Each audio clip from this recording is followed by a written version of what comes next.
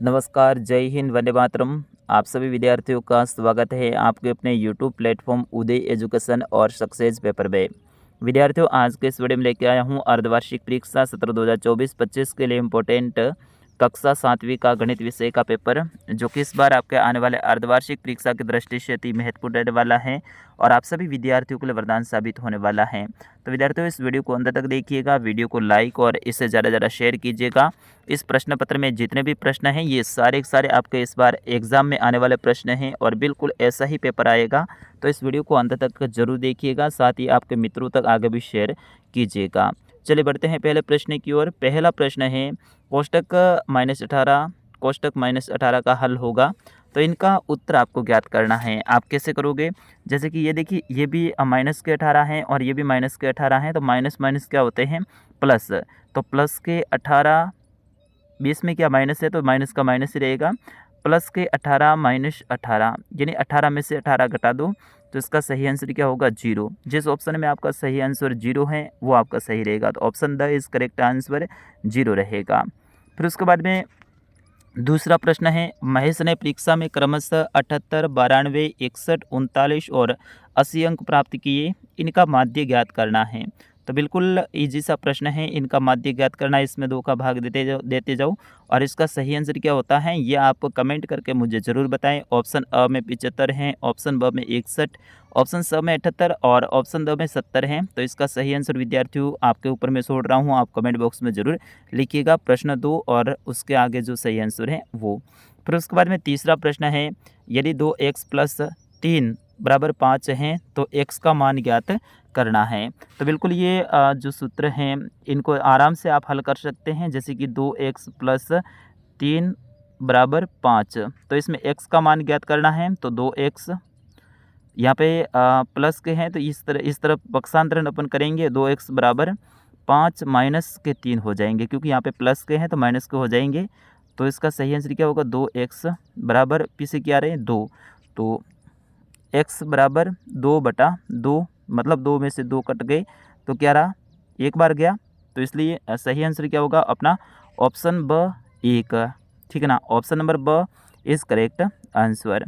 फिर उसके बाद में अगला प्रश्न है, 2 पूरक कोणों के मापों का योग होता है 180 डिग्री, 60 डिग्री, 45 डिग्री या फिर 90 डिग्री। इसका भी आंसर आप कमेंट बॉक्स में ज़रूर मुझे लिख कर बताइए।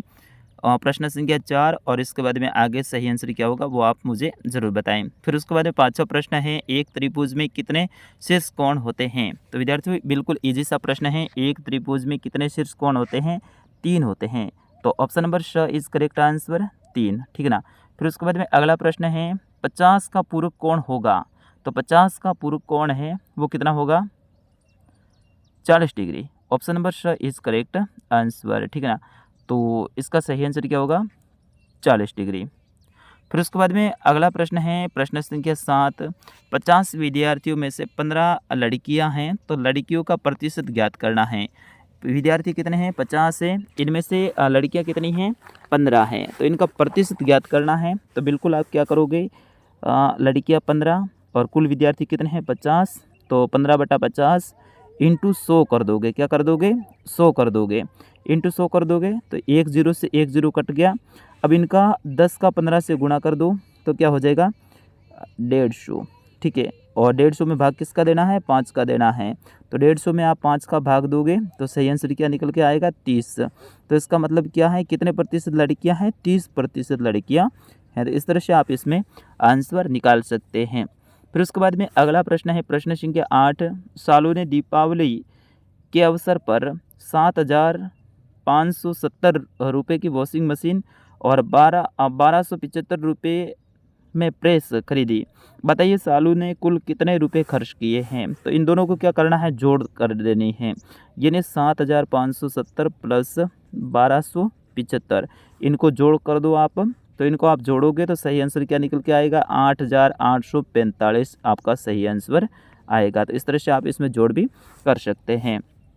तो विद्यार्थियों बिल्कुल प्रश्न इजी आने वाले हैं। ऐसे ही पेपर में आपके प्रश्न आएंगे। अभी तक आपने वीडियो को लाइक और चैनल को सब्सक्राइब नहीं किया तो विद्यार्थियों मैं आपके लिए मेहनत कर रहा हूं, तो आप मेरी मेहनत के लिए इस चैनल को सब्सक्राइब ज़रूर कर दीजिएगा। फिर उसके बाद में 9वां प्रश्न है, 4 अंकों की सबसे बड़ी संख्या और 3 अंकों की सबसे छोटी संख्या के योगफल में से 3 अंकों की सबसे बड़ी संख्या को घटाने पर कितना प्राप्त होगा। तो यहाँ पे बताया गया है 4 अंकों की सबसे बड़ी संख्या। तो विद्यार्थियों आपको पता है 4 अंकों की सबसे बड़ी संख्या क्या होती है, 9999 होती है, ठीक है ना। फिर उसके बाद में 3 अंकों की सबसे छोटी संख्या के योगफल, 3 अंकों की सबसे छोटी संख्या कितनी होती है, 100 होती है। तो इनको पहले तो आप जोड़ दो तो क्या हो जाएगा, 10,099 हो जाएगा, ठीक है, इनको जोड़ोगे। फिर उसके बाद में ये क्या बोल रहा है आगे, 3 अंकों की सबसे बड़ी संख्या को घटाने पर कितना प्राप्त होगा। अब इसमें है ना 3 अंकों की सबसे बड़ी संख्या क्या होती है, 999 होती है।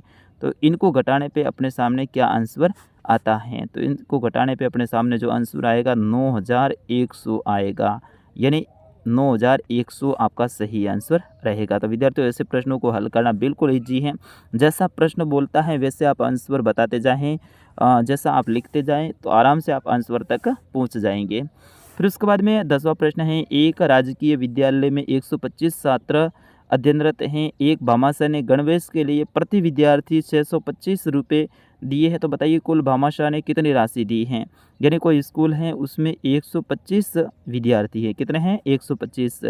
प्रत्येक विद्यार्थी के गणवेश का मतलब होता है उनके जो ड्रेस के लिए कोई भामाशाह है उसने कितने दिए हैं, 625 रुपये दिए हैं, 625 रुपये दिए हैं। तो आपको बताना है कि कुल कितने रुपए दिए हैं। तो 125 में 625 का गुणा कर दो, तो इनका आप गुणा करोगे तो आपके सामने सही आंसर निकल के आ जाएगा। कितना होगा, 78,125 रुपये होगा। कितना होगा, 78,125 रुपये होगा। तो इसका सही आंसर होगा 78,125। इस तरह से आप आराम से आंसर निकाल सकते हैं। फिर उसके बाद में अगला प्रश्न है, प्रश्न संख्या 12। राम उदयपुर से नाथद्वारा बाइक से 2 घंटा 45 मिनट में पहुंचता है तथा श्याम उदयपुर से नाथद्वारा कार में 1 घंटा 15 मिनट में पहुंचता है। तो बताइए श्याम राम से कितना समय पहले नाथद्वारा पहुंचा है। तो राम है वो कितने में पहुंचा, 2 घंटा 45 मिनट, और श्याम है वो 1 घंटा 30 मिनट में पहुंचा। तो 1 घंटा 30 मिनट, 2:45 में से 1:30 घटा दो तो 1 घंटा और 15 मिनट है वो पहले पहुंचा है, 1 घंटा और 15 मिनट। तो इसका सही आंसर क्या होगा, 1 घंटा और 15 मिनट। इस तरह से समय को आप घटा लीजिएगा। फिर उसके बाद में अगला प्रश्न है, कक्षा 4 के विद्यार्थियों ने प्रथम टेस्ट में अंक प्राप्त किए हैं। तो दी गई सारणी के प्रतिशत ज्ञात कीजिए, सारणी में प्रदर्शित कीजिए। तो विद्यार्थी ये प्रश्न बड़ा है तो इनका आंसर आप खुद निकाल लीजिए। फिर उसके बाद में 14वां प्रश्न है, दी गई आकृति में x का मान ज्ञात करना, इसका भी आप आंसर खुद निकाल लीजिए। और 15वां प्रश्न है, निम्न त्रिभुजों में सर्वांग समता सिद्ध कीजिए। तो ये भी प्रश्न आप खुद को हल करना है। तो विद्यार्थियों ये था कक्षा 7 का गणित विषय का पेपर। अगला पेपर आपके सामाजिक का, विज्ञान और जो संस्कृत अंग्रेजी का भी अपलोड करने वाला हूं। तो उन पेपरों को देखने के लिए अभी आप चैनल को सब्सक्राइब कर लीजिएगा। मिलते हैं अगले वीडियो में, तब तक के लिए मुझे अनुमति दीजिए। नमस्कार, जय हिंद, वंदे मातरम।